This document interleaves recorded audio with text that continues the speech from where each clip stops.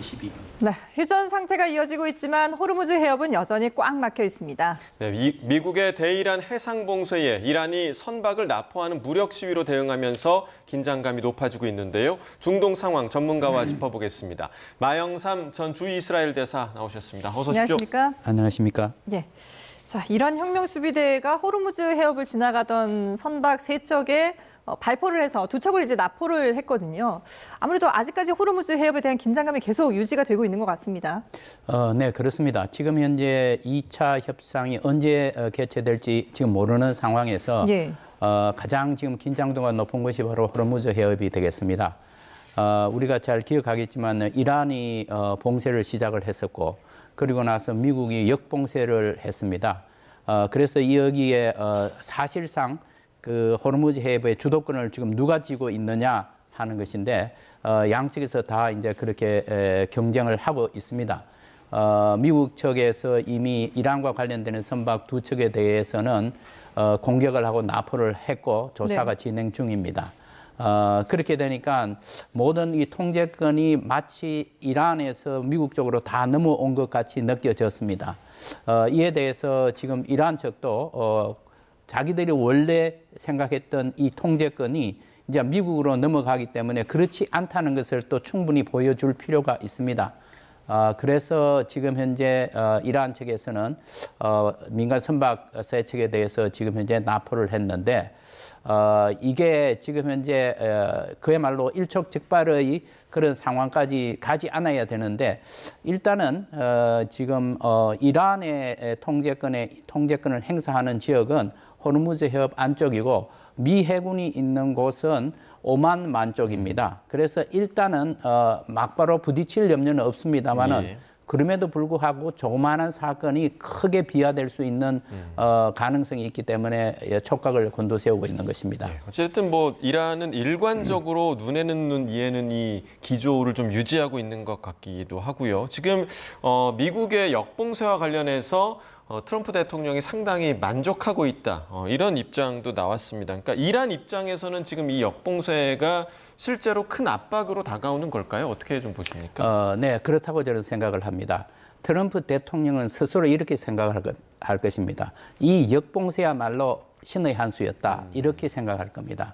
왜냐하면은 지금 현재 미국이 역봉쇄를 발표하고 나서부터 이란 쪽에 들어가는 배와 나오는 배를 통제를 하고 나머지는 다 개방을 하겠다고 했습니다. 예. 결국은 이란 하나에 대한 통제가 되었습니다. 그 어떻게 통제를 하느냐?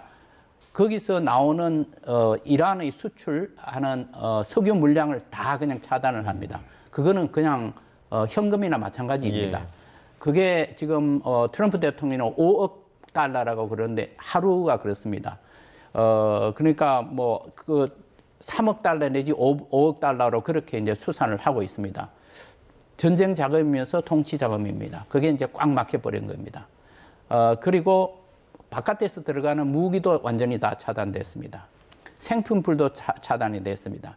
이렇게 되니까 사실상 가장 크게 피해를 보고 있는 것은 이란이고 이란으로서는 지금 전쟁을 계속할 수 있는 능력이 지금 현재 계속 줄어들고 있는 것입니다. 이렇게 되니까 이란으로서도 어떻게 해서든지 이걸 풀어야 되겠다는 생각 때문에 우리가 며칠 전에 아락치 이란 외교 장관이 상선에 한해서는 다 풀겠다고 했었습니다. 예. 상당한 이제 진전이었죠. 근데 거기에 대해서 이제 트럼프 대통령이 고맙지만 우리는 계속 역봉쇄를 유지하겠다 이렇게 했습니다. 그러니까 저쪽에서 이슬람 혁명 수비대에서 그냥 자기들의 조치를 번복을 시켜버린 것입니다. 이란으로서는 지금 현재 매우 어려운 상황에 있습니다. 이 역봉쇄 때문에. 그러니까 트럼프 대통령은 어떻게 해서더라도 이걸 계속 유지하고 싶어 하는 그런 이제 상황이지요. 예. 호르무즈 역봉쇄가 이란에는 부담이 될 수밖에 없다라고 하셨는데, 근데 미국도 좀 비슷한 상황인 게 이란이 그 선박을 납포했다라는 소식이 전해지자마자 브렌트유가 100달러를 또 다시 넘어섰습니다. 유가는 결국은 또 트럼프 대통령의 가장 아킬레스건이잖아요. 언제까지 버틸 수가 있을까요? 지금 그러니까 봉쇄가 이중 봉쇄가 되어 있습니다. 예. 이란 쪽에서도 봉쇄, 미국 쪽에서도 역봉쇄가 되어 있기 때문에 어쩔 수 없이 지금 현재 이렇게 되면은 유조선이 거의 이제 통행이 불가하다는 그런 이제 판단이기 때문에 국제 유가가 막 올라가게 되는 것입니다. 언제까지 그렇게 될 것이냐?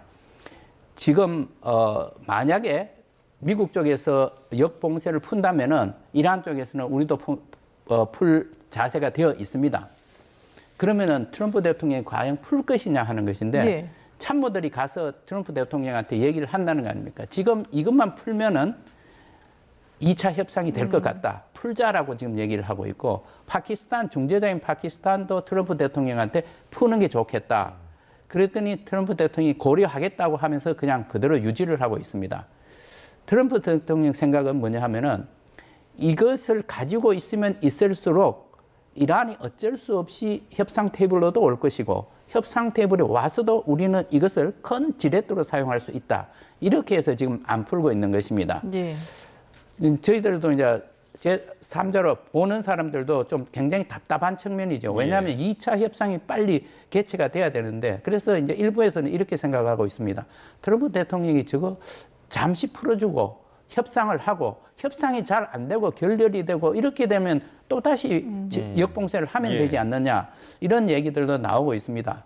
그래서 지금 현재 트럼프 대통령의 입장 변화가 있기를 다들 기대를 하고 있는데 아마 트럼프 대통령으로서는 이 카드는 계속해서 이 완전한 협상이 끝날 때까지 가지고 가려고 하지 않나 그렇게 생각을 합니다. 네. 그리고 이제 이번 이란 전쟁 이후로 이제 처음 언급된 게 바로 해저 케이블이더라고요. 그러니까 만약에 이 케이블선이 끊기게 되면 중동 지역 그 망의 인터넷망, 통신망에 아주 큰 혼란이 있을 것이다라고 얘기를 하는데 지금 이 케이블과 관련해서는 이전에도 좀 사례가 있던 것으로 보이는데 만약에 이란이 정말로 이 케이블선을 끊는 이런 행위를 좀 감행할 수도 있다고 보십니까?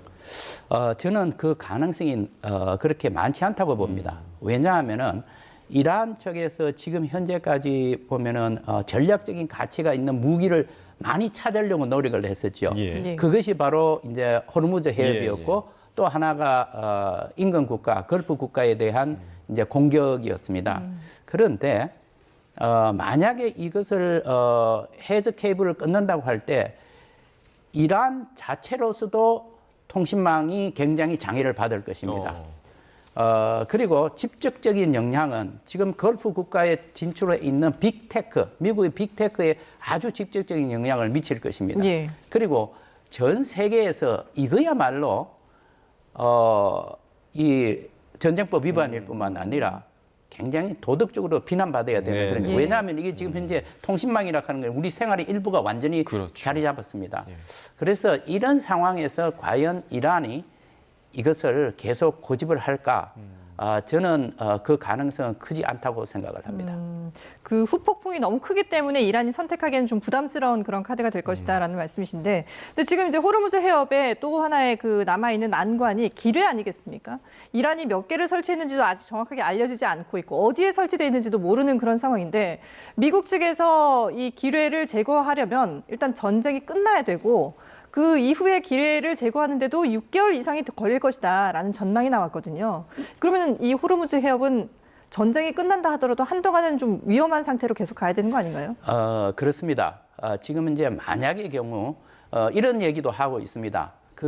지금 해협에 해로가 여러 개가 있기 때문에 그 중에서 가장 안전한 지역은 이렇게 지뢰 제거 작업을 하고 풀면 되지 않느냐 하는데 사실상 떠돌아다니는 기뢰도 있습니다. 예. 그렇기 때문에 어느 한 개라도 이 부딪히면 큰 사고가 나기 때문에 굉장히 위험한 상황입니다. 그러면 기뢰 제거 작업을 해야 되는데 미국이 지금 현재 이제 시작을 한다고 합니다.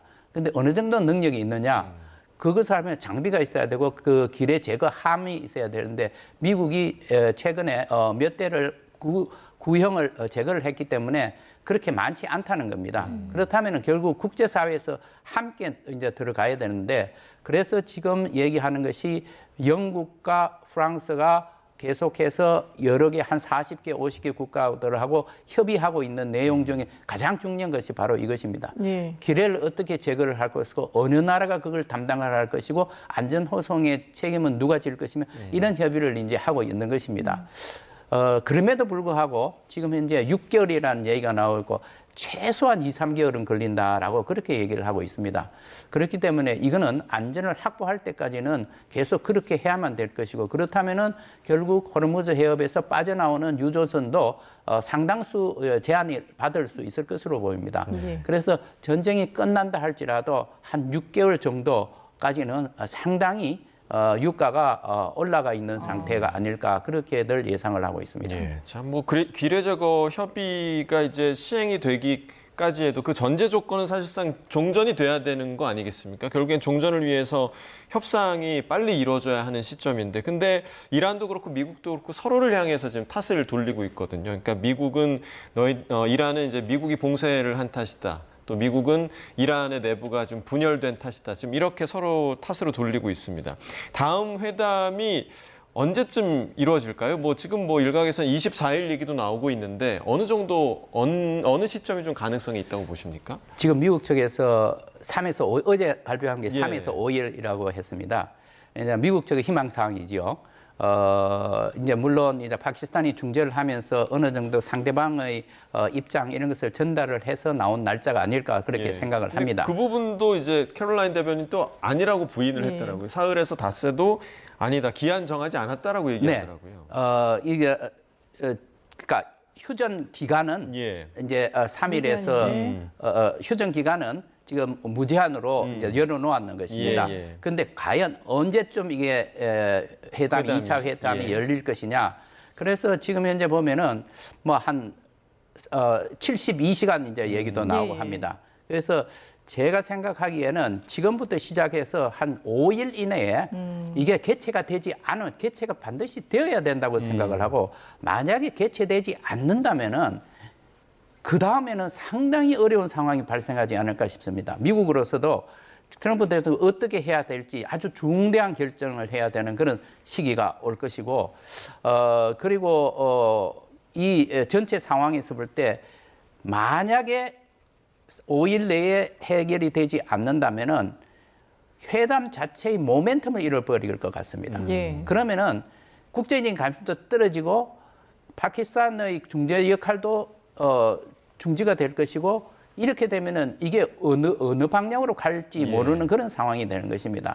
그래서 저는 생각하기에 지금부터 한 5일 이내에 이 문제가 해결이 될 것이다. 그게 안 되면은 매우 어려운 상황이다. 이렇게 생각을 합니다. 이란이 근데 이제 협상장에 못 나오는 이유를 트럼프 대통령은 이란 내부에 균열이 있어서 그런 거다라고 얘기를 하지 않았습니까? 근데 또 일각에서는 실제로는 그렇지 않다. 그냥 단순히 이제 시스템상 지금 상황상 그럴 수밖에 없는 그런 상황이다라는 분석들도 있던데요. 마 대사님은 어느 쪽에 조금 더 무게를 두고 보세요? 저는 생각하기에 꽤 많은 갈등이 있는 것 같은 느낌입니다. 왜냐하면은 지금 현재 그 최고 지도자가 지금 나타나지 않고 있습니다. 그게 가장 큰 이유라고 생각합니다. 전임자의 최고 지도자가 있었을 때는 강경파와 온건파 여기서 본인이 균형을 잡아서 끌고 갈 수 있었는데 지금은 그렇게 할 수 있는 구심점이 없습니다. 그러니까 지금 현재 모스다파가 어떤 상황인지 모르고 거기에 접근할 수 있는 사람은 매우 제한되어 있는 것 같습니다. 이렇게 하니까 모스다파의 권위를 이용해서 어떤 결정이 이루어지고 그 결정을 가지고 이행을 해 나가려고 하는데 이 보니까 이 온건파나 협상파들에서 볼 때는 무리한 요구들이 있는 겁니다. 그래서 지금 현재 어려운 상황이 아닐까. 그래서 내부 분열이 있는 것 같은데 그렇다고 해서 뭐 체제 전체를 다 이 협상 자체를 파기할 만큼 그런 것은 아닌 것 같고 그럼에도 불구하고 상당한 의견 차이, 의견 충돌은 있는 것으로 보입니다. 자, 이제 미국 내부 얘기를 좀 해보도록 하겠습니다. 미국의 해군 장관이 사임을 했더라고요. 근데 지금 이번 전쟁이 발발한 이후에 장관들이 사임한 게 지금 이번이 4번째고요. 그리고 해군 장관, 뭐 지금 미 해군력이 상당 부분 중동에 가 있지 않습니까? 이걸 총괄하는 해군 장관이 사임했다. 왜 이 시점일까라는 의문도 제기되고 있는데 어떻게 좀 보십니까? 네, 지금 해군 장관도 그렇고 얼마 전에 육군참모총장도 예, 또 해임 당했습니다. 흔히들 이렇게 말하지 않습니까? 전쟁 중에는 장수를 바꾸지 않는다라고. 지금 장수를 지금 2사람이나 지금 바꾸게 된 예. 것입니다. 그러니까 전체적으로 이게 미국의 전쟁을 수행하는 지휘 통제 체제가 제대로 작동을 하고 있느냐에 대한 이제 의문이 있는 것입니다. 그리고 왜 그럼 이 시점에 그렇게 했느냐? 대체로 뭐 이런 이제 추측들을 하고 있죠. 지금 이제 펠렌 해군 장관이 해군과 관련된 이 사안에 대해서 트럼프 대통령한테 직보를 했다는 것이죠.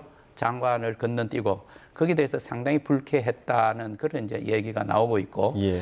또 한편으로는 헤그세스 장관이 이제는 어느 정도 전쟁도 이제 자기가 수행을 했고 책임자이고 이렇게 하니까 사람을 자기 사람으로 지금 이제 진영을 새로 갖춘다는 그런 이제 얘기가 있습니다. 다 이제 비하인드 스토리가 될 것인데 네. 조금 있으면 이제 분명하게 나타날 것으로 보입니다. 예, 사임을 한 이유는 조금 더 기다려봐야 될 것 같습니다.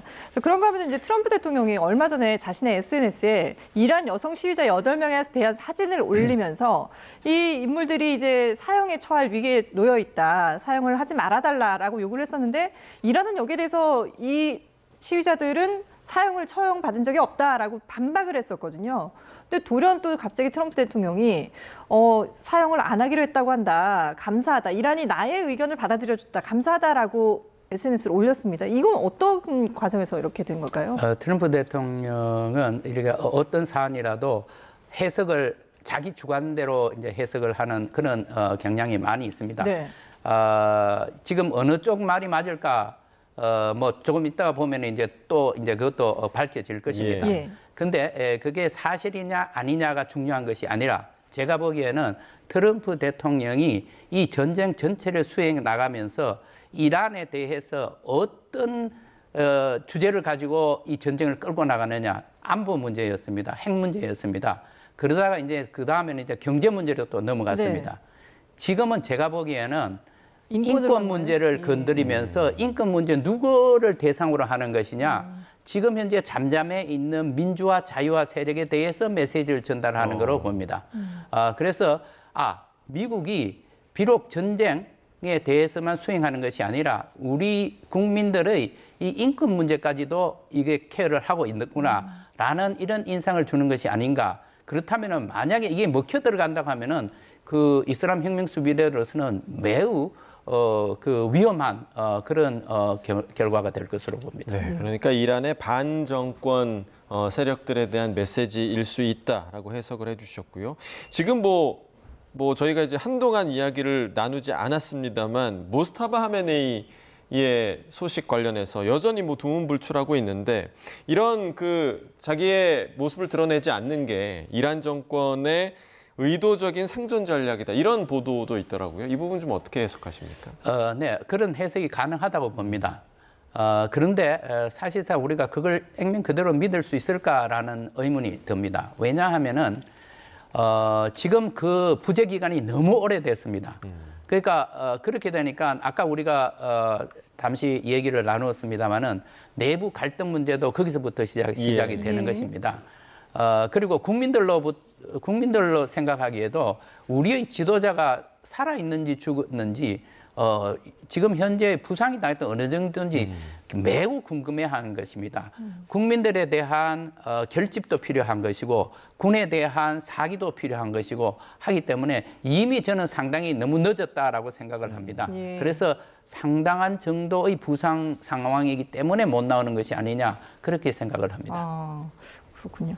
자, 그런가 하면 지금 이스라엘과 헤즈볼라도 여전히 이제 변수로 남아 있는 상황인데, 이스라엘이 무차별 공격을 하면서 지금 뭐 민간인들 피해도 많이 나오고 있지 않습니까? 근데 레바논 기자 그리고 유엔군 프랑스 군인까지 희생이 됐습니다. 이 상황들이 좀 또 다른 불씨가 돼서 이란과 미국과의 협상에 좀 더 어려움을 겪게 하는 게 아닌가라는 생각이 드는데요. 어떻게 보세요? 네, 이제 그런 아주 부정적인 이제 사건이 이제 벌어졌습니다. 이것이 상당히 이란 측에서 이것을 이용해서 이것을 또 구실로 해서 다른 또 부정적인 행동을 할 가능성이 있습니다. 네. 그런데 지금 현재 오늘 워싱턴에서 이스라엘과 레바논 간에 2차 이제 협상이 또 진행이 됩니다. 네. 이 협상은 트럼프 대통령이 어떻게 해서든지 이 레바논 사태가 미국과 이란 간의 휴전, 종전 협상을 하는데 방해가 되어서는 안 된다라고 생각을 하면서 강력하게 네타냐후 총리한테 요청을 했기 때문에 이러한 지금 이스라엘과 레바논 간의 협상이 진행이 되고 있습니다. 그런데 이 두 쪽에서 지금 협상을 하면서 가장 중요하게 다루는 문제가 헤즈볼라의 무장 해제입니다. 네. 2024년 11월 달에 협정을 체결했을 때도 바로 이 문제였습니다. 그런데 문제는 헤즈볼라가 레바논 정부의 어떠한 지시도 이런 문제에 대해서는 따르지를 않습니다. 그러니까 우리는 무장 해제를 하지 않겠다라고 하는 것입니다. 예. 따라서 제가 생각하기에는 방금 이런 사태가 그렇게 악화돼서 이란과 미국 간의 협상에 지장을 줄 정도는 아니라고 봅니다. 예. 이런 사태가 계속 있어 왔습니다. 그런데 이제 이 불안한 휴전 10일간이지 않습니까? 네. 이번에 또 연장될 가능성이 있는데 결국은 미국과 이란 간의 협상이 어떻게 되느냐에 따라서 이것도 영향받을 것으로 보입니다. 예, 알겠습니다.